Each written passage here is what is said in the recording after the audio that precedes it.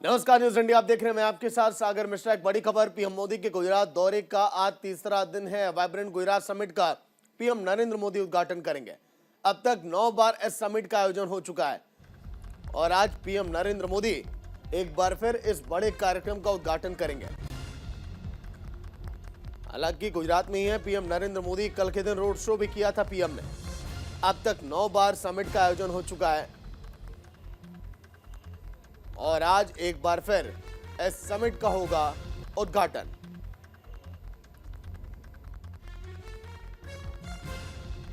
तो vibrant Gujarat summit का उद्घाटन करेंगे पीएम। अब तक 9 बार इस समिट का आयोजन हो चुका है। गुजरात दौरे का तीसरा दिन, वाइब्रेंट गुजरात।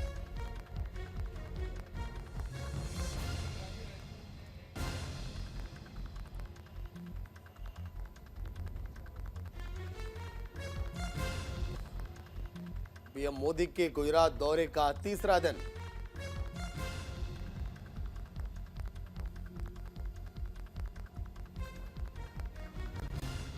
तो वाइब्रेंट गुजरात समिट की अगर बात करें तो 32 देशों के मेहमान यहां पर आ रहे हैं। 16 संगठन के तमाम दिग्गज भी आपको दिखाई दे रहेंगे यहां पर। और यही नहीं, आने वाले 12 जनवरी तक ये कार्यक्रम चलने वाला है।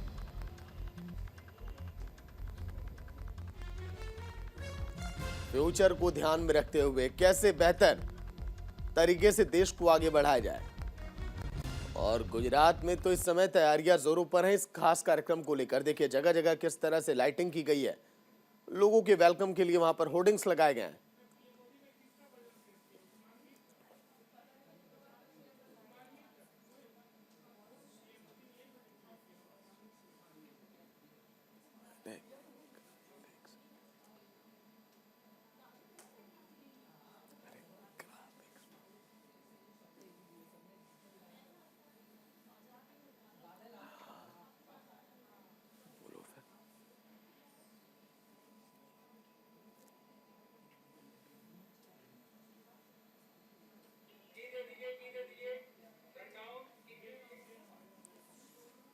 तो पीएम नरेंद्र मोदी के गुजरात दौरे का तीसरा दिन है। अब तक पीएम नरेंद्र मोदी वहां पर रोड शो कर चुके हैं। आज के दिन तमाम अतिथियों से भी मुलाकात करेंगे। वाइब्रेंट गुजरात समिट का उद्घाटन। तो देखिए अभी तक फिलहाल 9 बार उद्घाटन, लेकिन आज के दिन 9 बजे के 9 रिपोर्टर तमाम दिग्गज हमारे साथ जुड़े हुए हैं। दीपाली राजपूत अहमदाबाद से लाइव, चारुल शर्मा अयोध्या की खबरों पर लाइव देंगे, नरेंद्र ठाकुर, आनंद सिंह, विवेक तिवारी, कंचन कनोडिया, ओम प्रकाश जी, प्रिंस गर्ग और हैदर अली, ये तमाम रिपोर्टर्स जो आप तक पल पल की अपडेट पहुंचाएंगे। लेकिन गुजरात की खबर पर अपडेट देने के लिए दीपाली राजपूत अहमदाबाद से लाइव है। दीपाली, ताजा अपडेट क्या है आज के दिन के कार्यक्रम को लेकर? 45 पे नरेंद्र मोदी जी यहाँ पर वाइब्रेंट समिट का उद्घाटन करने वाले हैं। 2003 में जो चलनी 19 स्टार्ट की, जैसे वो कहते हैं कि मैं सपने देखता नहीं होता हूँ। 20 वर्ष की आयु वाइब्रेंट की हो चुकी है। हर जगह गुजरात में अहमदाबाद में जितने भी शो हो रहे हैं वाइब्रेंट के नाम से ही हो रहे हैं, चाहे वो फ्लावर शो हो, काइट शो हो। और आज अभी वाइब्रेंट समिट का उद्घाटन करेंगे 9:45 पे। दीपाली, अभी तक किन किन समझौतों पर हस्ताक्षर हुआ है? सॉरी दीपाली, अभी तक जो तमाम मेहमान आए, क्या कोई बातचीत हुई है, कोई समझौता अभी तक हो पाया है? ऑलरेडी एमओयू साइन हो रहे हैं। बहुत सारी मीटिंग सर कर रहे हैं। पॉजिटिव ही रिस्पॉन्स रह रहा है। जितने भी महान दिग्गज अलग अलग सिटी और अलग अलग कंट्रीज से जुड़ रहे हैं। चलिए, शुक्रिया दीपाली। तो दीपाली ने पूरी जानकारी दी इस खबर को लेकर। Vibrant Gujarat summit.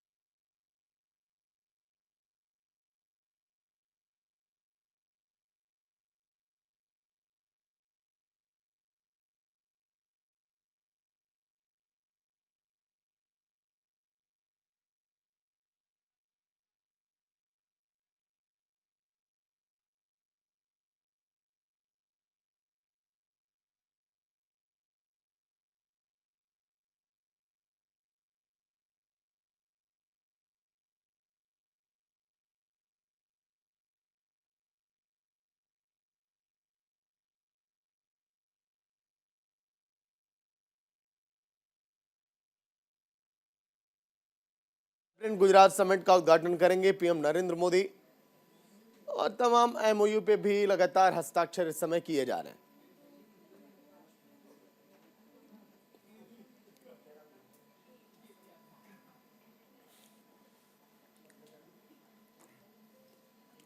तो देखिए फिलहाल ग्राफिक्स आपको दिखाते हैं क्योंकि पीएम नरेंद्र मोदी का ये दौरा काफी खास है। कल के दिन अहमदाबाद में उन्होंने 3 किलोमीटर का लंबा रोड शो भी किया था। इस दौरान पीएम नरेंद्र मोदी ने वहां के लोगों से भी बातचीत की थी। चलिए वहीं पीएम नरेंद्र मोदी ने उस्मान मीर का यहां पर देखिए भजन शेयर किया। राम भजन सुनकर आपको दिव्य अनुभूति होगी। अयोध्या में राम जी के पधारने को लेकर उमंग और उल्लास है। अयोध्या नगरी में श्री राम जी के पधारने को लेकर हर तरफ उमंग और उल्लास है। उस्मान मीर जी का ये मधुर राम भजन सुनकर आपको इसे की दिव्य अनुभूति होगी। राम भजन सुनकर आपको दिव्य अनुभूति होगी। पीएम मोदी ने उस्मान मीर का भजन शेयर किया। देखिए पीएम नरेंद्र मोदी ने सोशल मीडिया प्लेटफॉर्म एक्स से ये शेयर किया और लिखा कि उस्मान मीर का भजन आप सुनिए, आपको दिव्य अनुभूति इसकी होगी।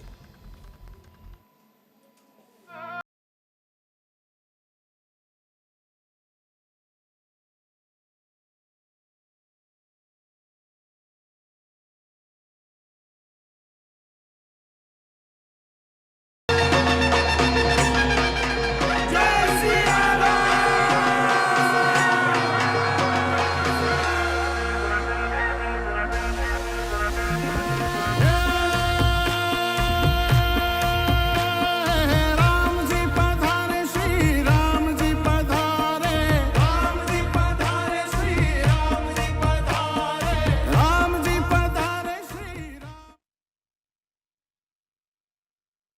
भजन आपने सुना, राम जी पधारे, और इसी को शेयर किया है पीएम नरेंद्र मोदी ने। कि आप सुनिए, ये देखिए आप, ये दिव्य नजारा, अलौकिक ये दृश्य, मनमोहक वहां की झलकियां जो अयोध्या की आप देख रहे हैं।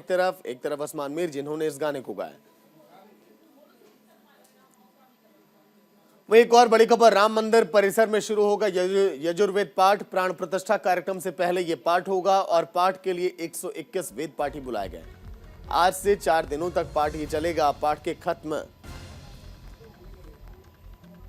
होने के बाद नकारात्मक ऊर्जाएं समाप्त होंगी।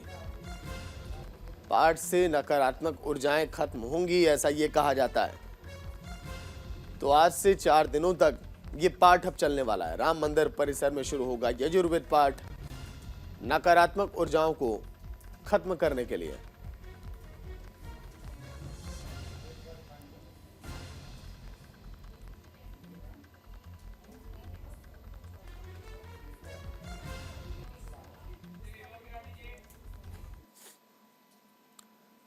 तो देखिए फिलहाल हम आपको दिखा रहे हैं आखिर रामलीला मंदिर में यजुर्वेद पाठ। आज से ये शुरू होगा पाठ। ये पाठ अगले 4 दिनों तक अब चलने वाला है। तैयारियां इसकी पूरी की गई हैं। वहां पर अलग अलग पांडाल भी बनाए गए हैं। 121 वेद पाठी वहां पर बुलाए गए इस पाठ को पढ़ने के लिए। यही नहीं, यजुर्वेद का पाठ के लिए 2 मंडप वहां पर बनाए गए। उन 2 मंडपों में ये पाठ किया जाएगा।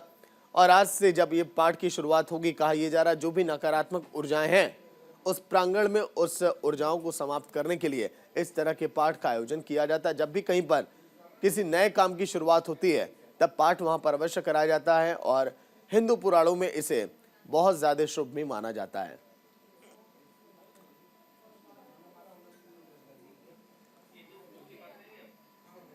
राम मंदिर परिसर में शुरू होगा अब यजुर्वेद पाठ। इसके साथ ही साथ अन्य तैयारियां भी लगातार चल रही हैं इस समय अयोध्या नगरी में। नगरी हो तो अयोध्या जैसी, इस समय वहां के लोग यही कह रहे हैं, क्योंकि जिस तरह से वहां का दृश्य है लोगों ने कभी ना देखा।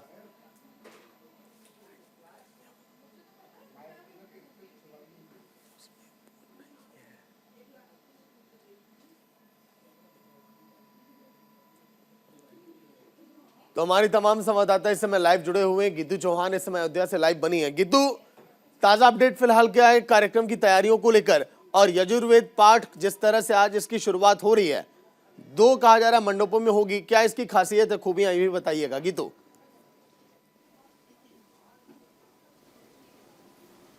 बिल्कुल सागर, और आज जिस तरह से रामलला मंदिर परिसर में यजुर्वेद का पाठ किया जाएगा और ये 4 दिनों तक चलेगा। काफ़ी भव्य ये रहने वाला है। 2 मंडप लगाए गए हैं जिसमें कि इस आहुतियाँ दी जाएंगी। इसके साथ साथ 121 वेद पाठियों को बुलाया गया, निमंत्रण दिया गया है जो इस पाठ को करेंगे। यजुर्वेद की ऋचाओं की खासियत ये होती है कि जहाँ पर भी इनका पाठ किया जाता है वहाँ की जो नकारात्मक ऊर्जाएं होती हैं वो खुद ब खुद समाप्त हो जाती हैं, और क्योंकि एक शुभ कार्य होने जा रहा है 22 जनवरी को, तो उससे पहले ये बेहद ज़रूरी हो जाता है कि वहाँ पर जो भी नकारात्मकताएं हैं, जो भी ऐसी चीज़ें हैं जो कहीं ना कहीं शास्त्रों के अनुसार सही नहीं मानी जाती, तो उसको ख़त्म करने के लिए ये पाठ किए जाते हैं। 121 वेद पाठी जब यहाँ पर मौजूद होंगे प्रांगण में और इसका पाठ करेंगे तो अपने आप ये वातावरण शुद्ध हो जाएगा। उसके बाद एक विशाल यज्ञ भी किया जाएगा। तो 4 दिनों तक ये पाठ चलने वाला है। ऐसे में हम कह सकते हैं कि 22 जनवरी जो एक शुभ दिन हमारे जीवन में आने वाला है, उससे पहले की ये तैयारी शुरू हो गई है, यानी ज़्यादा वक्त बचा नहीं है। और एक तरह से जो भव्यता है वो चारों तरफ देखी जा रही है। खासतौर से जब ये पाठ होगा तो अपने आप वातावरण भक्तिमय हो जाएगा। यूँ तो वैसे ही अयोध्या में पूरे देश भर में, विदेश में भक्तिमय माहौल है, लेकिन आज से इसकी विधिवत शुरुआत की जा रही है। ठीक है, लेकिन गीतू इस समय देखिए आप घाट के पास ही खड़ी हैं, वहां का दिव्य नजारा दिख रहा है अयोध्या का पीछे दर्शकों को। एक बार खूबियां भी बताइए और क्या क्या तैयारियां इस समय चल रही हैं भी दिखाइए पीछे।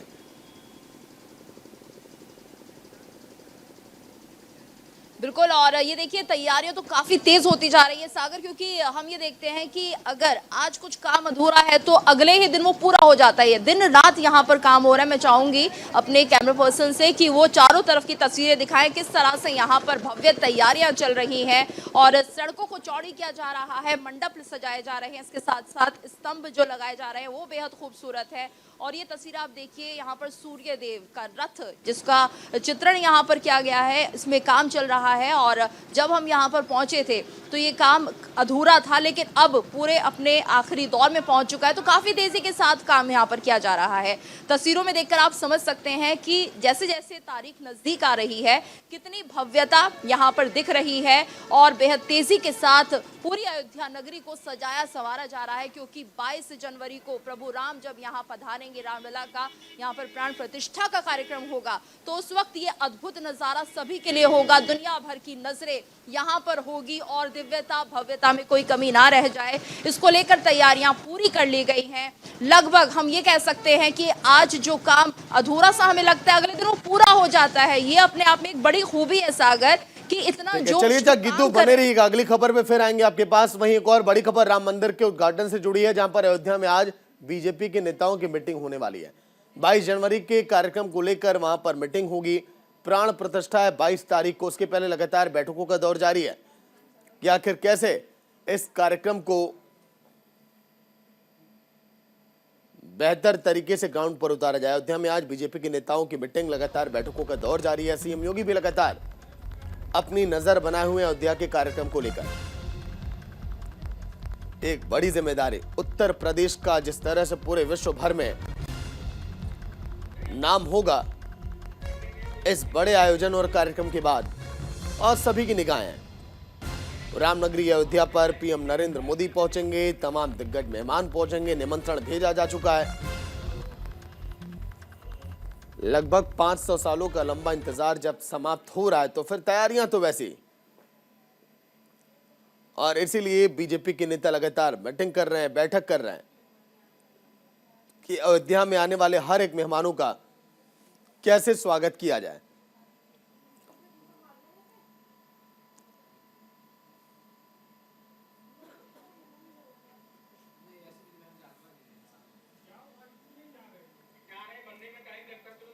तो देखिए फिलहाल तमाम संवाददाता हमारे साथ जुड़े हैं। विवेक तिवारी और गीतू चौहान लगातार अपडेट दे रही हैं। विवेक, आज के दिन बीजेपी के नेताओं की बैठक, किन मुद्दों पर चर्चा हो सकती है 22 तारीख के कार्यक्रम को लेकर? विवेक,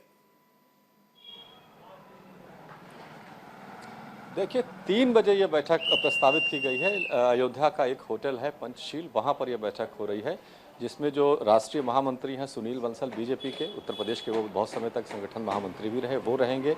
BL संतोष जो संगठन के राष्ट्रीय महामंत्री हैं वो रहेंगे। तरुण चुग, भूपेंद्र सिंह चौधरी जो प्रदेश अध्यक्ष हैं, इसके अलावा और भी तमाम प्रदेश अधिकारी, जिसमें जो मंत्री हैं जयवीर सिंह संस्कृति विभाग के, वो भी इसमें रहेंगे। तो 2 बजे से ये बैठक, 3 बजे से ये बैठक है और माना जा रहा है कि 2 से 3 घंटे ये बैठक चलेगी।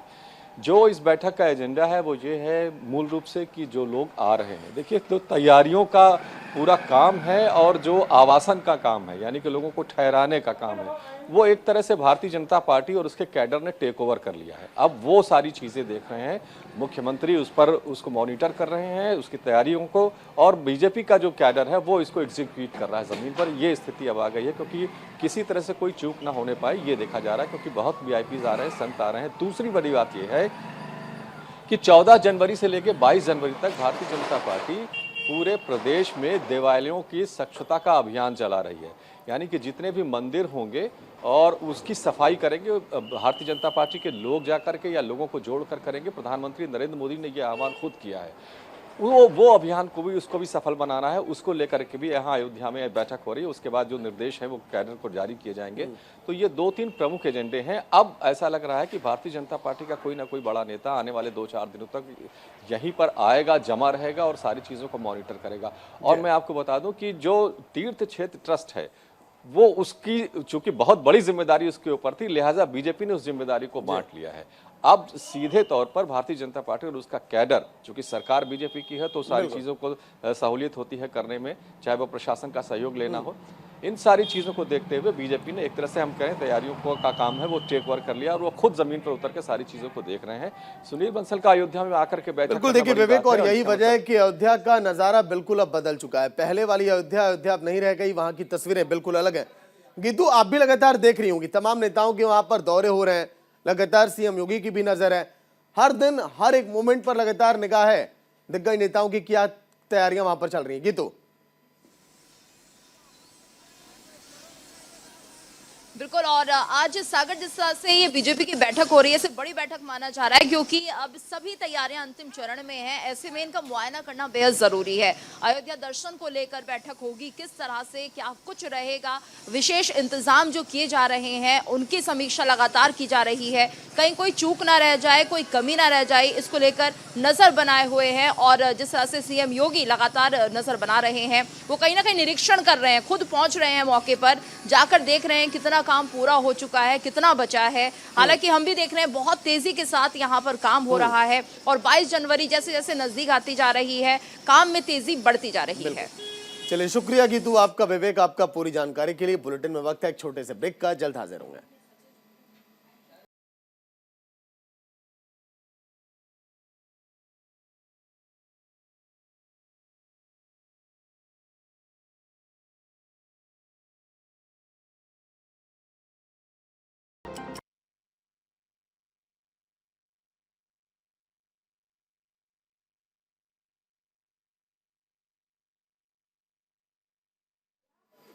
तो चलिए, फिलहाल एक बड़ी खबर, लगातार बीजेपी तैयारियों पर बैठक करी 2024 के चुनाव को लेकर। JP नड्डा आज के दिन पार्टी के नेताओं के साथ तैयारियों पर मंथन करेंगे, चर्चा करेंगे।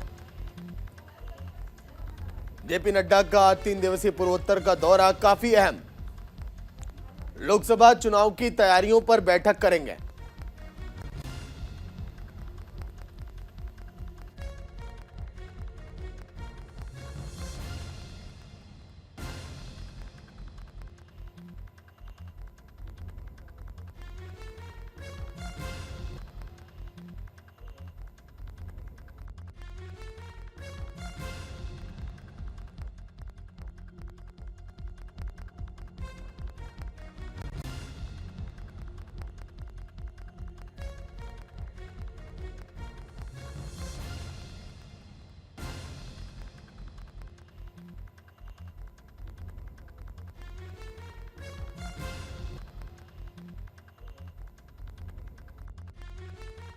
लोकसभा चुनाव की तैयारियां देखिए लगातार इस समय आ रही है। मिशन पूर्वोत्तर पर JP नड्डा असम के नेताओं के साथ आज चर्चा करेंगे, जरूरी दिशा निर्देश भी उनको देंगे।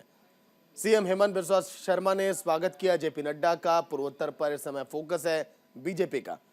गुवाहाटी पहुंचेंगे बीजेपी के अध्यक्ष इसके बाद देखिए आगे भी पहुंचेंगे, अरुणाचल जाएंगे। अरुणाचल में भी जाकर वहां पर नेताओं से मुलाकात, बैठक और लगातार मंथन वहां पर किया जाएगा। असम के नेताओं से मिलकर कैसे लोकसभा चुनाव पर रणनीतियां तैयार की जाएं, इसी पर आज के दिन बातचीत होने वाली है। मिशन पूर्वोत्तर जेपी नड्डा का बहुत खास ये होने वाला है।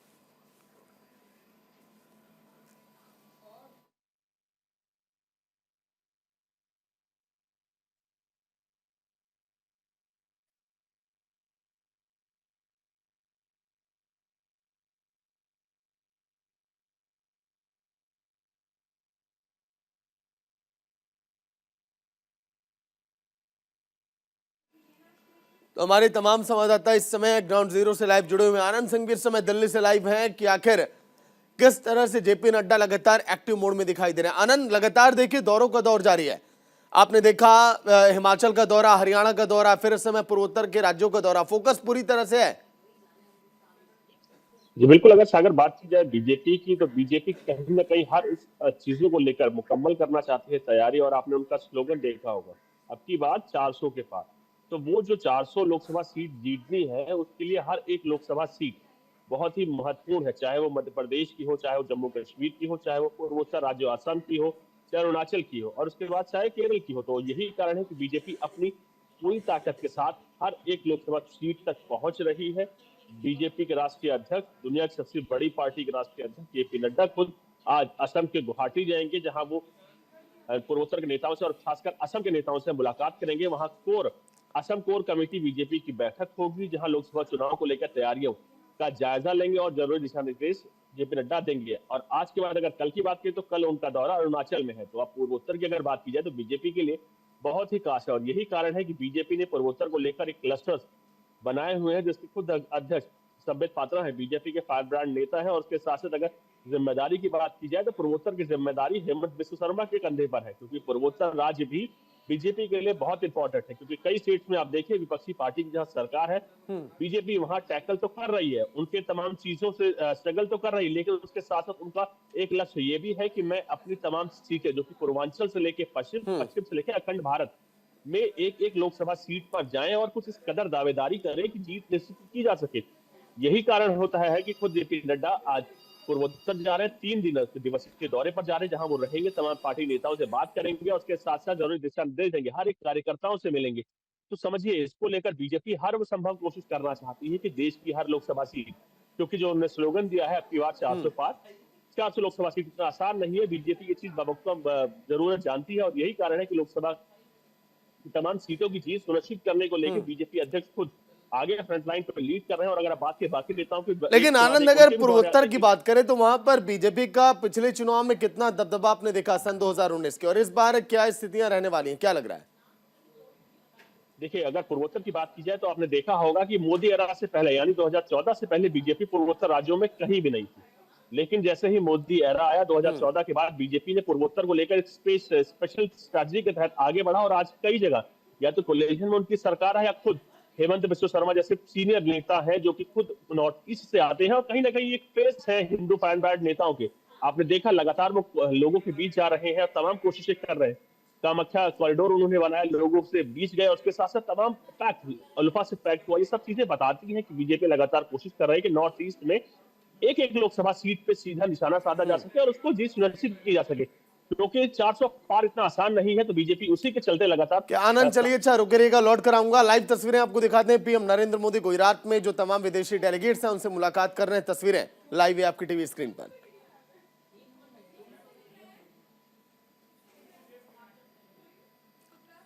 तो गुजरात के दौरे पर पीएम नरेंद्र मोदी, वाइब्रेंट गुजरात कार्यक्रम की शुरुआत, और तमाम विदेशी अतिथि भी पहुंचे हुए हैं। 36 देशों के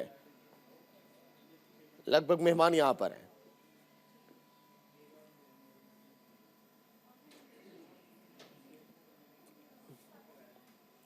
वाइब्रेंट गुजरात समिट का उद्घाटन पीएम नरेंद्र मोदी कर रहे हैं। गुजरात के दौरे का ये तीसरा दिन है और तमाम नेताओं के साथ मुलाकात भी।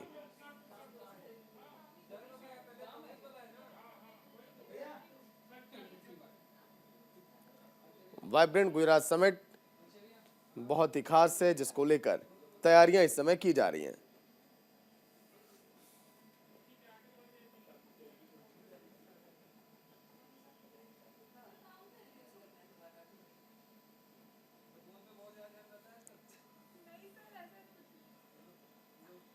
पीएम मोदी के गुजरात दौरे का ये तीसरा दिन है, जहां पर वाइब्रेंट गुजरात ये कार्यक्रम जिसका 10वीं बार आयोजन किया जा रहा है।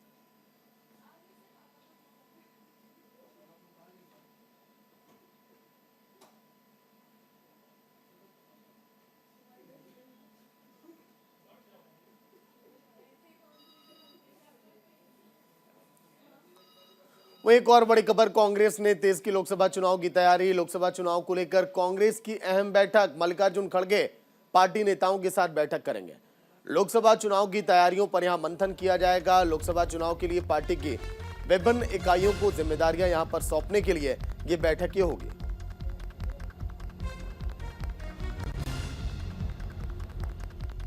खड़गे पार्टी नेताओं के साथ यहां पर बैठक करेंगे। लोकसभा चुनाव को लेकर ये अहम बैठक की जाएगी।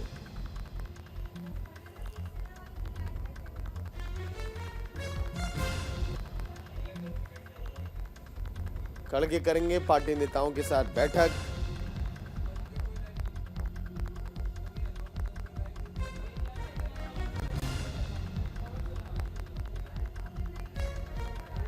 लोकसभा चुनाव की तैयारियां यहां जोरों पर।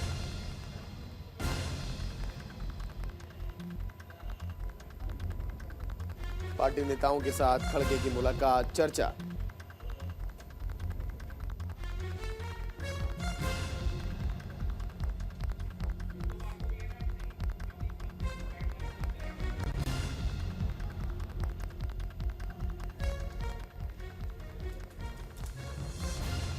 तो लोकसभा चुनाव को लेकर लगातार कांग्रेस भी एक्टिव मोड में दिखाई दे रही है, लगातार बैठक कर रही है और तैयारियां भी जोरों पर हैं। हमारे साथ कंचन संवाददाता दिल्ली से लाइव जुड़ी हैं पूरी जानकारी के साथ। कंचन, ताजा अपडेट क्या है? कांग्रेस भी अब एक्टिव मोड में दिखाई दे रही है लोकसभा चुनाव को लेकर।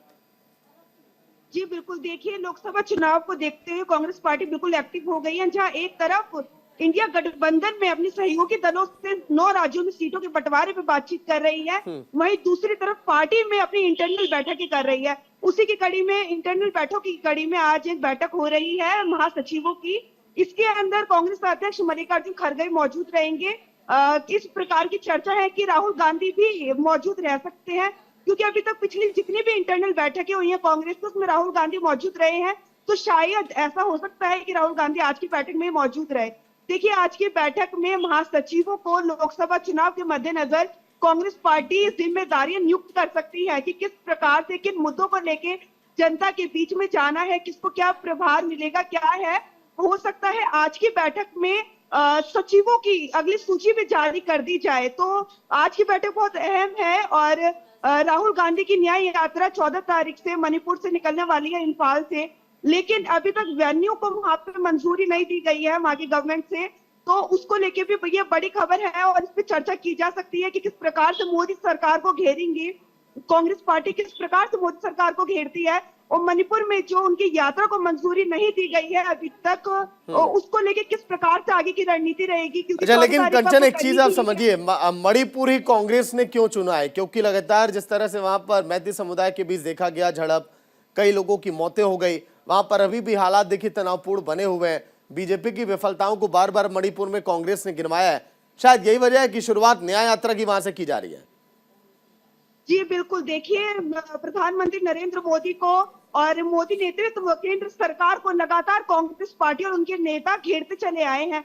उसी की कड़ी में उनका कहना हमेशा यही रहा है कि नरेंद्र मोदी सारी जगह जाते हैं, समुद्र किनारे भी घूमते हैं, लेकिन मणिपुर नहीं गए हैं जहां महिलाओं की, बेटियों की इज्जत लूटी गई और अन्याय किया जा रहा है। वहां जाने से प्रधानमंत्री लगातार कतरा रहे हैं और उसी कड़ी में कांग्रेस ने ये पहल करी है कि कांग्रेस जहां प्रधानमंत्री नहीं गए वहां राहुल गांधी जाएंगे कांग्रेस की यात्रा लेकर, और एक संदेश देने की कोशिश की गई है कि प्रधानमंत्री यहां आने से बच रहे हैं, लेकिन कांग्रेस पार्टी मणिपुर में महिलाओं के और जिन लोगों के साथ अन्याय है, कुकी मैती समुदाय के बीच में जो लड़ाई झगड़ा है, उन लोगों के साथ खड़े हैं, सच्चाई के साथ खड़े हैं, न्याय के साथ खड़े हैं। यही संदेश देने की एक कोशिश की गई है, पहल की गई है। हालांकि जो भारत जोड़ो न्याय यात्रा मणिपुर से निकलेगी उसके अंतर्गत पैदल यात्रा नहीं की जाएगी, बस के द्वारा की जाएगी और जितने भी संवेदनशील इलाके हैं वहां यात्रा नहीं जाने वाली। लेकिन इम्फाल से यात्रा निकालने का बस एक संदेश देने का एक जरिया है कि जहां प्रधानमंत्री मोदी नहीं खड़े हैं मणिपुर की जनता के साथ, लोगों के साथ, वहां राहुल गांधी कांग्रेस सरकार खड़ी है। चलिए, बिल्कुल शुक्रिया कंचन पूरी जानकारी के लिए। वहीं महाराष्ट्र की सियासत से जुड़ी एक बड़ी खबर, शिवसेना विधायक अयोध्या केस में फैसला आज। 16 विधायकों की अयोग्यता पर आज फैसला आएगा। विधानसभा अध्यक्ष शाम 4 बजे इस पर फैसला सुनाएंगे। फैसले से तय होगा शिंदे सरकार का भविष्य। शिवसेना में फूट के बाद से लंबित है मामला। इस फैसले पर मुख्यमंत्री एकनाथ शिंदे सरकार का भविष्य अब टिका है। साथ ही संवैधानिक कारणों से भी पूरे देश की निगाहें इस फैसले पर लगी हैं। जून 2022 में शिवसेना में बड़ी फूट के बाद यह मामला लंबित है। तब शिवसेना नीति सरकार ने एक वरिष्ठ मंत्री एकनाथ शिंदे की बगावत के कारण महाविकास आघाड़ी सरकार वहां गिर गई थी। कुछ दिन बाद ही बीजेपी के सहयोग से कुछ शिंदे ने मुख्यमंत्री पद की शपथ ले ली थी, लेकिन उद्धव ठाकरे गुट ने शिंदे सरकार की वैधता पर सवाल उठाते हुए बागी विधायकों की सदस्यता समाप्त करने के लिए सुप्रीम कोर्ट में याचिका दायर की थी।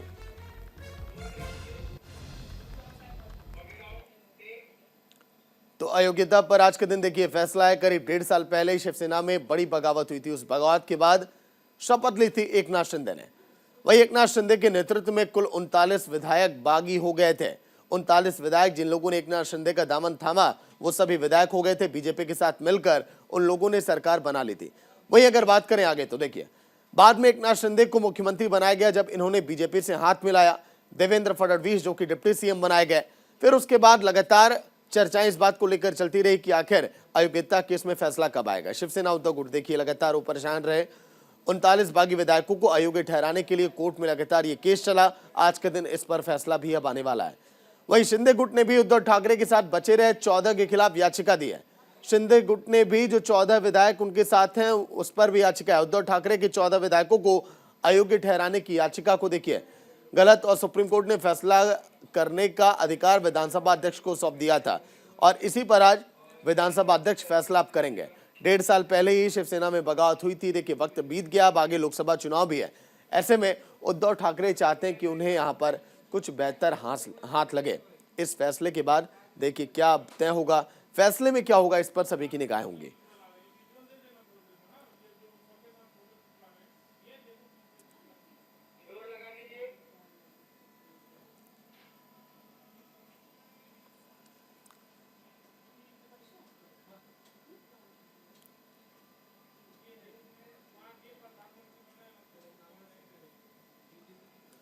तो शिंदे सरकार का भविष्य अब तय होगा। इसी से फैसले से तय होगा शिंदे सरकार का भविष्य। शाम 4 बजे इस पर फैसला आना है।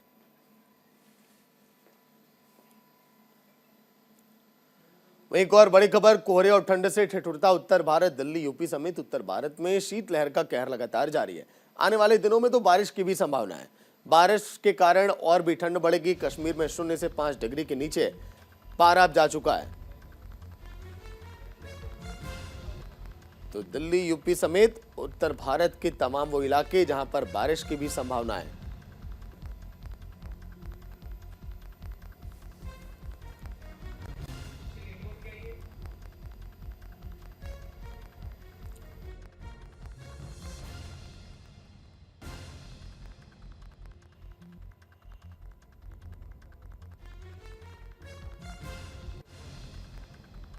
तो देखिए आखिर किस तरह से इस समय तापमान में लगातार गिरावट देखी जा रही है। पंजाब, हरियाणा, उत्तर प्रदेश में घना कोहरा रहेगा आने वाले दिनों में भी और मौसम की मार अभी पड़ेगी। 14 जनवरी तक उत्तर भारत में कोहरा देखने को मिलेगा। कड़ाके की ठंड अभी बरकरार रहेगी। वहीं आगे अगर बात करें तो हिमाचल, उत्तराखंड, राजस्थान, मध्य प्रदेश में 11 जनवरी को घना कोहरा रहेगा। बिहार, पश्चिम बंगाल, असम, मेघालय और त्रिपुरा में 12 जनवरी तक कोहरा रहेगा।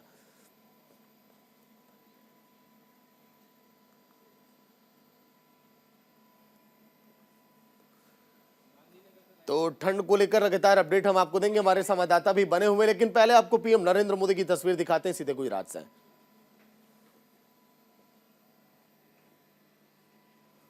तो पीएम नरेंद्र मोदी देखिए तमाम विदेशी अतिथियों से मुलाकात कर रहे हैं इस समय। वाइब्रेंट गुजरात समिट, कई एमओयू पर हस्ताक्षर हुए हैं, कई बड़े समझौते होने वाले हैं भारत के भविष्य को लेकर और सभी देशों से बेहतर संबंध बने रहें, इसीलिए भी ये मुलाकात बहुत जरूरी है।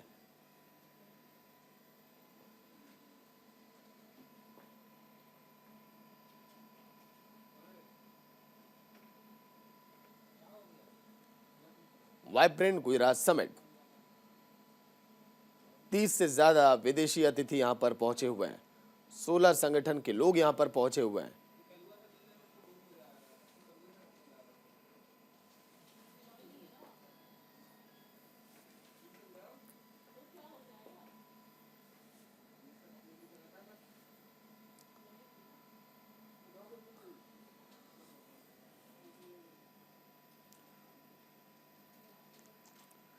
तो एक तरफ पीएम नरेंद्र मोदी की तस्वीर आप देख पा रहे थे, जो गुजरात से इस समय लगातार वहां अपडेट आ रही है, उस बारे में भी हम आपको बता रहे दिखा रहे हैं। लेकिन अब फिलहाल ठंड की खबर पर चलेंगे।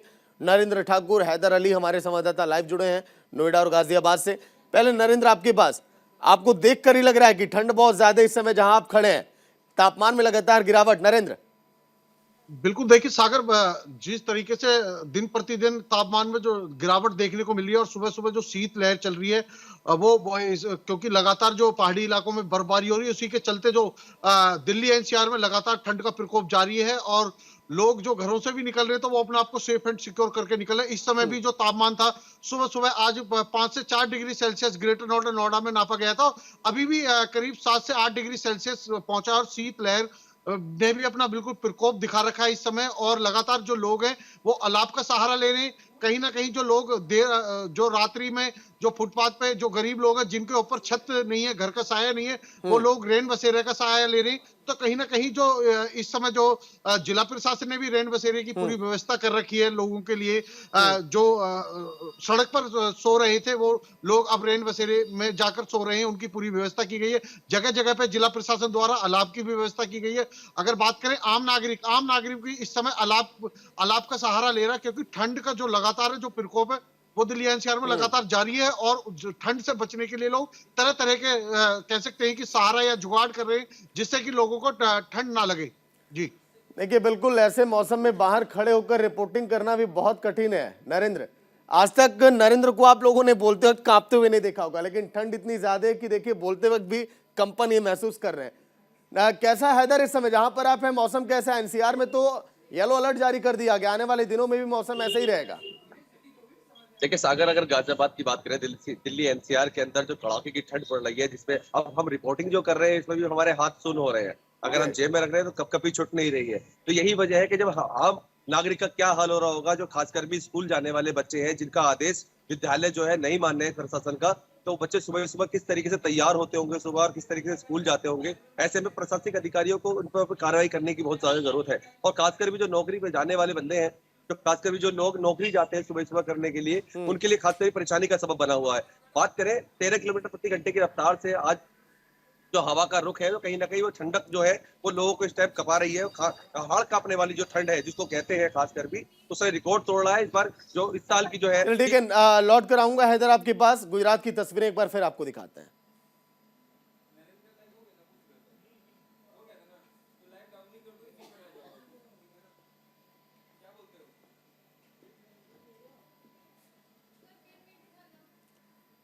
तो वाइब्रेंट गुजरात समिट जिसका उद्घाटन कर रहे हैं पीएम नरेंद्र मोदी, तमाम विदेशी अतिथि भी यहां पर पहुंचे हुए हैं।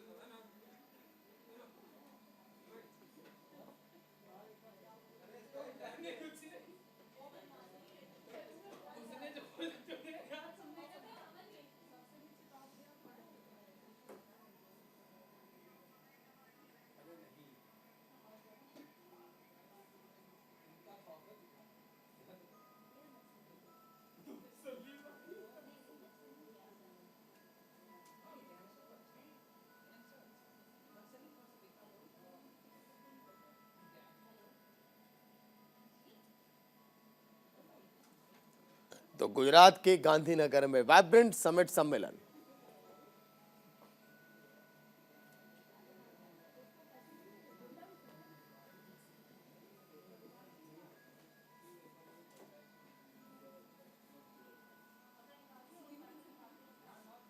तो ये बहुत ही खास ये कार्यक्रम है। अगर हम बात करें इस कार्यक्रम को लेकर, तो तमाम देशों के अतिथि भी यहां पर पहुंचे हुए हैं इस बड़े कार्यक्रम में। इस कार्यक्रम को और भी ज्यादा यादगार बनाने के लिए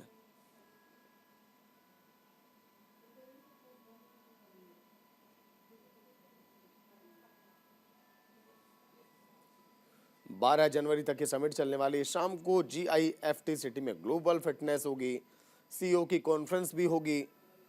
और यही नहीं, UAE की प्रेसिडेंट मोहम्मद बिन जायद आपको नजर आ रहे होंगे और कई अन्य वर्ल्ड लीडर्स यहाँ पर मौजूद हैं। इंडस्ट्री लीडर्स के साथ चीफ गेस्ट हैं जो कार्यक्रम में शामिल होने के लिए पहुंचे हैं।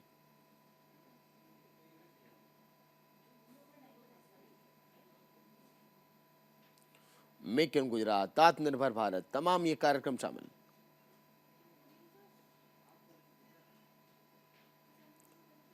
चार देशों के प्रमुख समेत 32 देशों के प्रतिनिधि भी यहां पर शामिल हैं।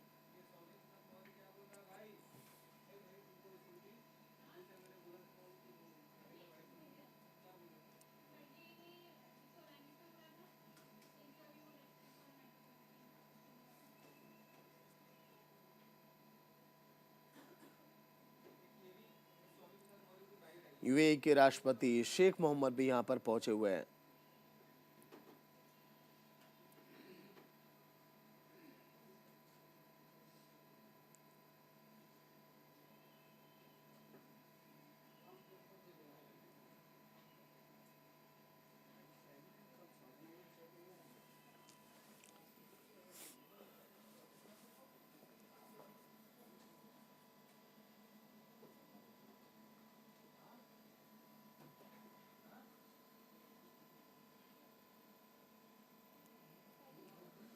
तो UAE के राष्ट्रपति से लगाए तमाम देशों के दिग्गज यहां पर पहुंचे हुए हैं, जहां पर आयोजन किया जा रहा है वाइब्रेंट गुजरात का। वक्त एक छोटे से ब्रेक का। न्यूज इंडिया पर खबरें लगातार जारी हैं।